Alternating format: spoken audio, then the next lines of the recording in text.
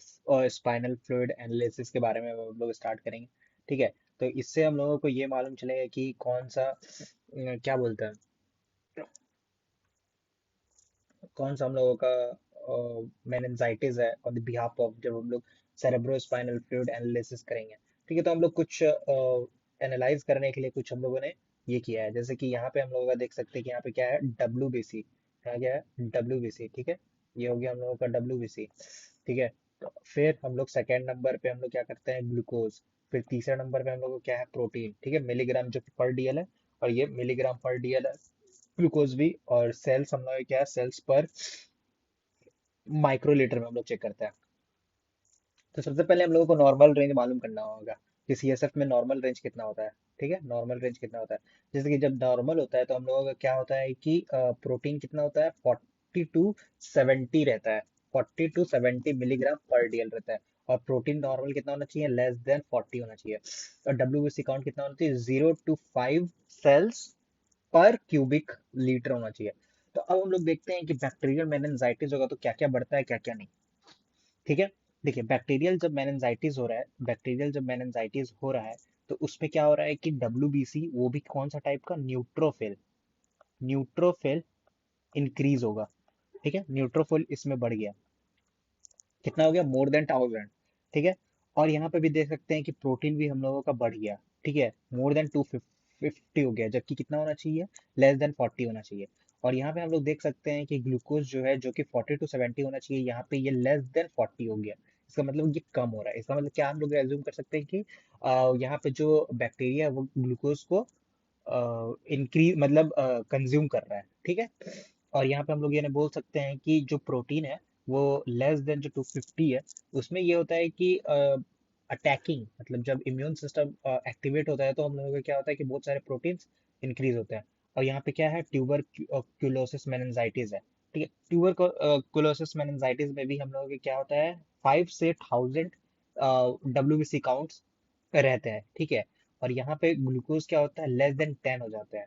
लेकिन वही प्रोटीन भी यहाँ पे क्या हो जाता है, और भी मतलब उतना ही रहता है, 250, more than 250 यहाँ पे बढ़ जाता है। ठीक है, more than 250 हो जाता है। तो हम लोगों ने यहाँ पे देखा कि यहाँ पे जो ट्यूबरक्यूलस मेनिनजाइटिस है वो लेस देन 10 है। इसका मतलब ये बैक्टीरियल मेनिनजाइटिस से भी ज्यादा ग्लूकोज कंजम्पशन हो रहा है। अब हम लोग वायरल मेनिनजाइटिस में देख रहे हैं। वायरल मेनिनजाइटिस में अब अभी तक हम लोगों ने देखा कि ग्लूकोज क्या था, कम हो रहा है। लेकिन वायरल मेनिनजाइटिस में यहाँ पे देख सकते हैं कि हम लोग का क्या हो रहा है कि यहाँ पे जो ग्लूकोज है, ग्लूकोज वो क्या है, नॉर्मल रेंज पे ही लाई कर रहा है। मतलब कि वायरल जो भी पार्टिकल है वो ग्लूकोज कंज्यूम नहीं कर रहा है। ठीक है। और यहाँ पे हम लोग देख सकते हैं कि यहाँ पे जो प्रोटीन है वो लेस देन 100 है, बढ़ा है लेकिन ये लेस देन 100 है। और यहाँ पे भी हम लोग देख सकते हैं डब्ल्यूबीसी काउंट भी यहाँ पे बढ़ गया है, जो कि 100 से 1000 के बीच में लाई करता है। ठीक है, ये हम लोगों ने। अब आता है हम लोग गुलियन बैरे सिंड्रोम में करता है, जीवीएस में। इसमें हम लोगों ने देखा कि यहाँ पे भी ग्लूकोज क्या है, सेम है, मतलब कि नॉर्मल रेंज में ही लाई कर रहा है। और यहाँ पे प्रोटीन क्या है, 45 से 1000 रहता है। ठीक है, लेकिन यहाँ पे जो डब्ल्यूबीसी काउंट है वो बिल्कुल नॉर्मल है। यहाँ पे ये नॉर्मल है।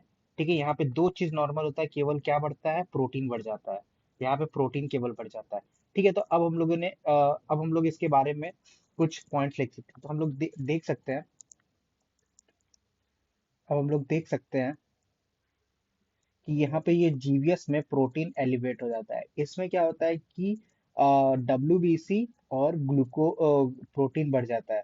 इसमें सारे ही बढ़ते हैं। ठीक है, लेकिन उसके भी अकॉर्डिंगली क्या होता है कि क्या हम लोग कर सकते हैं, इसमें जो है ग्लूकोज बहुत ज्यादा कम हो जाता है एज कम्पेयर टू मेनिनजाइटिस। इन तीनों में सब तीनों ही दोनों दो चीज बढ़ जाते हैं इसमें।